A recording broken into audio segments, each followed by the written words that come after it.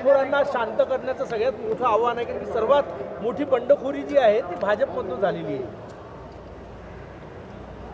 जे अपक्ष लढतायत त्यांना आमचे त्या भागातील प्रभारी जिल्ह्यातील प्रभारी सर्वांशी संवाद करणार आहे आणि मला विश्वास आहे की विड्रॉपर्यंत फॉर्म वापस घेतपर्यंत सर्व अर्ज अपक्षाचे अर्ज जे आमच्या पक्षाचे अपक्ष भरलेले आहेत नाराज होऊन ते आम्ही परत घेऊ। त्यांना आम्ही विनंती करू। शेवटी एका पदावर एकावेळी एकच व्यक्तीची निवड होतं, त्यामुळं निवड प्रक्रियेमध्ये एखाद्याला न्याय मिळतो, एखाद्याला मिळत नाही। पण मला विश्वास आहे की भारतीय जनता पार्टीचा कार्यकर्ता हा पक्षाकरता समर्पित आहे, तो त्या ठिकाणी आपली अपक्ष उमेदवारी परत घेईल। बऱ्याच ठिकाणी पळवापळवी झाली, तुमची काही उमेदवार पळवलेले आहे, तुमच्याकडे काही आलेले आहे। 7-8 वर्षांनी निवडणुका झाल्या आहेत, 10 वर्षांनी काही ठिकाणी झाल्या आहेत, त्यामुळं प्रत्येकाला वाटतं निवडणूक लढावी।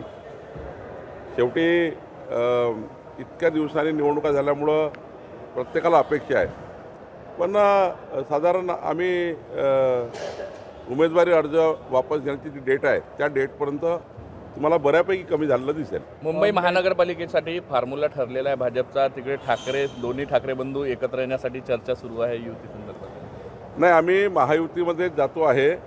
आमचे नेते देवेंद्र फडणवीसजी, रवींद्र चव्हाणजी, आशिष शेलारजी, अमित साटमजी, आम्ही सर्व नेते त्या ठिकाणी बसून माननीय एकनाथजी, माननीय अजित पवारजी आणि आम्ही एकत्र बसून मुंबई महानगरपालिकेमध्ये महायुतीत त्या ठिकाणी लढणार आहे।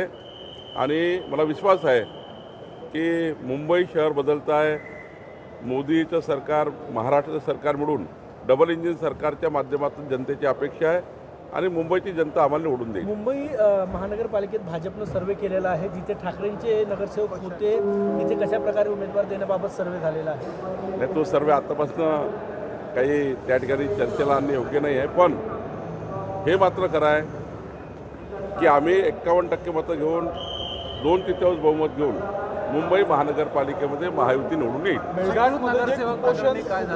मृत्यू झालेल्या मुलांचे